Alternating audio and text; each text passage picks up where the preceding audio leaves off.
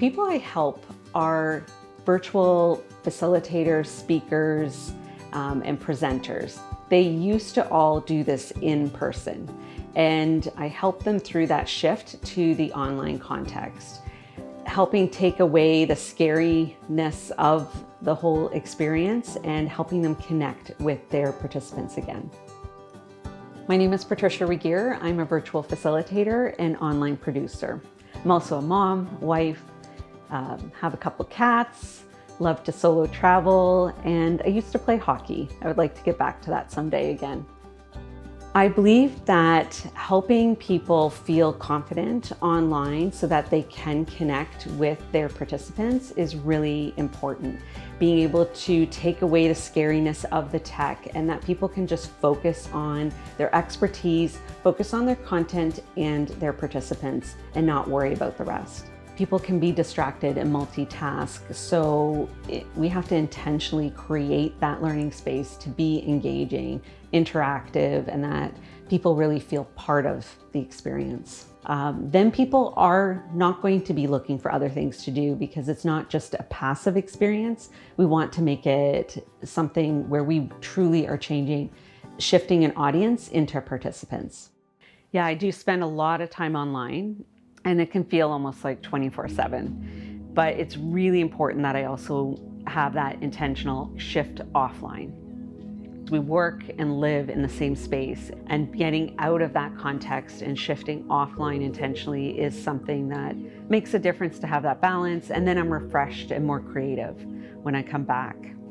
And that's something that I want to do more of, is the getting out for walks. Like when I'm in nature, in the woods, looking up at the trees, seeing all the details of the flowers and the rocks and the moss and the water, being up north, going for hikes, just being in nature really does rejuvenate me. When I started the online shift, it was a number of years ago when I went back to school for my Master of Adult Education. That entire program was online. So not only was I learning how to learn again after many years in between, but what I learned through that experience was that even online, people across the country, across the world, we connected. We were a cohort of learners. We're still in contact with each other. So it showed me that it's very possible to build community online when you're learning together and collaborating. It's very possible for it to be an enriching experience.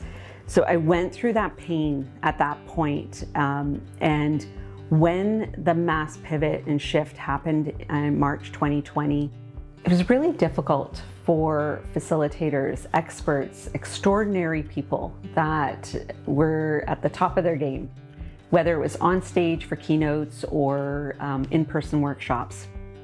It was really painful to, first of all, have a lot of things cancel at that point, and then to have that pressure of, if they were going to continue to have an income, that they needed to figure out this next stage.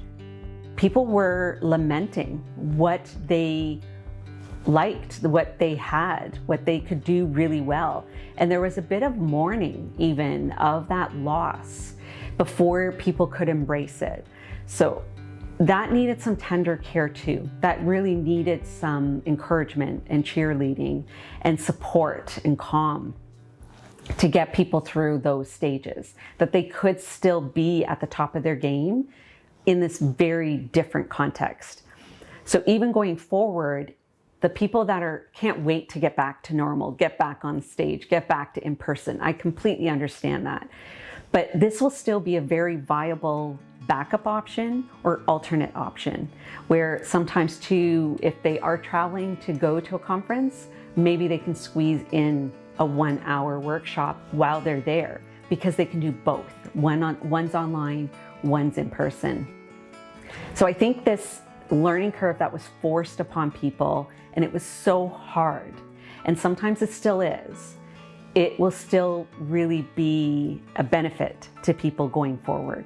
So I do understand, and it's partly why I push myself to jump into new platforms all the time, to learn, go through my own learning curves, understanding and figuring out what works on those platforms, the pros and cons, then I can keep understanding my participants and the clients I work with. Because some of the fantastic speakers that I work with, they have their platform that they've learned. They went through the growing pains of figuring it out, and they're now comfortable and they know how it works. And then they'll work with a client that insists on a different platform. So I'm really there to help them shift to a different platform, help them feel comfortable and confident that they can still do their thing, help them understand what the differences are, what we can and can't do, so that everybody feels comfortable. Because we've had experiences too where I've worked with a facilitator and we've used the platform that we found was more engaging, but the participant group was resistant to that platform. And then there's a lot of complaints, and that resistance, you're battling that. So, with every situation, we figure out what's best for the context, the platform, the facilitator, what is best for them too, because when they feel good, that shines through, that they feel comfortable and good, and I protect that space too. And we, of course, want the participants. It's about their learning experience journey. So I help people to consider that before, during, and after. Another thing that really made a difference that I always told people, just even one thing that they could do was to look deeply into the camera. Then people feel like you're looking at them.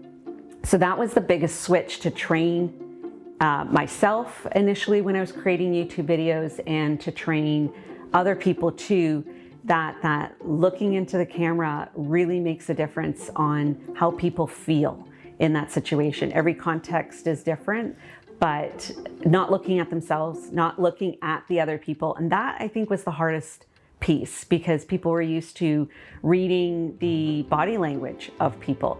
And now if they were looking down at all the gallery of squares, anybody watching them through the camera or that recording, they weren't going to get the same feeling. So a lot of different elements to make it feel like it did before, but having to do it differently. Yeah, I think with everything that we're learning, it's a challenge, and sometimes we're resistant to learning something more. Sometimes we're just saturated and we don't want to learn another new thing. And when technology is constantly evolving, there's a constant learning curve that can feel tiring sometimes. So taking it piece by piece is really important. So I created this book to be an easy reference point. That can be pick your own adventure, read one little story and one quick tip and use it. That it's not overwhelming, that you start with where you're at, use what you have and build on it. People can grow their confidence and their connection with their online participants and create these engaging experiences, and do it one step at a time. One drawback of shifting online is that now we have meetings and training back to back to back all day long.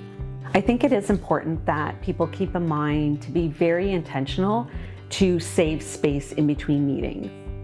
We used to have to walk down the hall or grab a cup of coffee or tea or drive to that meeting or workshop. And that is important time to digest what we've just learned or talked about. When I'm driving, I'm thinking about what I just learned or the meeting I just had, and it's maybe something I want to do a follow-up on. So we need to build that into the online space as well, and be very intentional about that. So if anything that I've talked about resonates with you and you're looking for more help, you can find me across social media platforms and my website, regiereducation.com. And my book, The Online Shift, you can find everywhere books are sold online and select retailers. And don't forget to ask for it at your local library.